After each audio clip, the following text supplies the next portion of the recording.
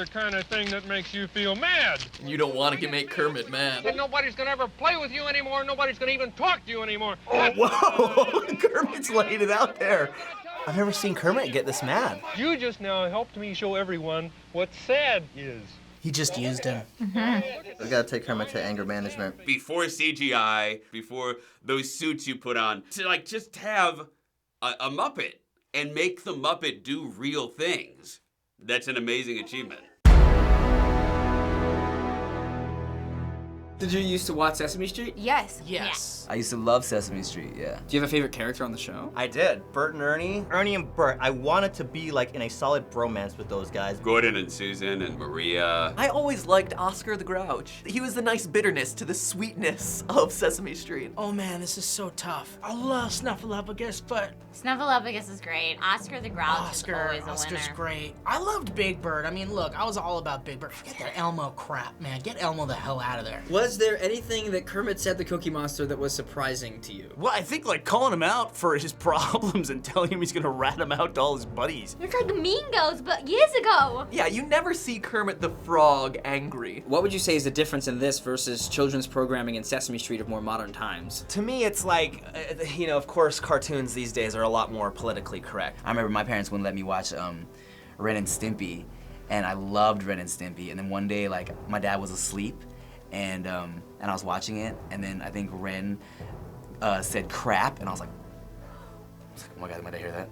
Did my dad hear that right now? Oh my God, I'm gonna get in so much trouble. What do you think is better, children's programming of today or children's programming in the past? I think it's probably a little bit better nowadays. Probably the stuff now. There's been studies done on the way that like young individuals, especially preschoolers, learn and grow and how their brains develop. So I'd hope that programming of today is more catered to filling those needs rather than just kind of what we were making up as we went along. Children's programming of today is super ADHD, hyper drugged up, crazy imagery. Yeah, it's more ruthless. Like, hey, the world sucks. If sometimes you might need to yell at a monster. Yeah. Some people are grouchy. Screw those guys. I've seen Sesame Street nowadays, and it still cracks me up. It's still really like well written, and they have a lot of stuff in there that goes over kids' heads that's still like hilarious for adults. Are there other things you could think of that was okay for children in the past but are now no longer okay for children? Sure, Steven Spielberg took all the guns out of E.T. when he re-released it. On Tiny Toons, there was a character, it was like the Foghorn Leghorn's younger one. He was a chicken, Foulmouth was his name. And he had Tourette's. They bleeped him. I remember Yeah, that. he said he would just start like with bleeping all over the place and like that. How did that let go? Like, how is that okay? And I remember the Animaniacs chasing around the busty nurse. I think about like Rocko's Modern Life, or I think about like he like was like a sex line worker in an episode. I remember that, and like I didn't even care. The quote on the DVD boxes are, "These early Sesame Street episodes are intended for grown-ups and may not suit the needs of today's preschool child."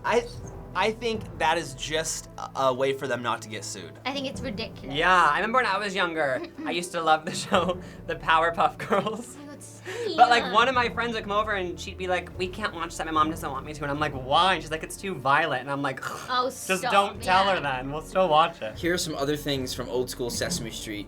Let me know if you think it's suitable for kids. Okay. A character with a severe mood disorder and is very mean to everyone he meets. Yes, because like some people have to like go through those things. I would say that's appropriate for children. That's reality, though. So the stranger is teaching a lesson that it's okay to go home with strangers, which unfortunately maybe back in the day was okay, but now it's not okay. But the mood disorder thing, I mean, that's real life. That's Oscar. That made it into Sesame Street. Oh, Oscar the Grouch.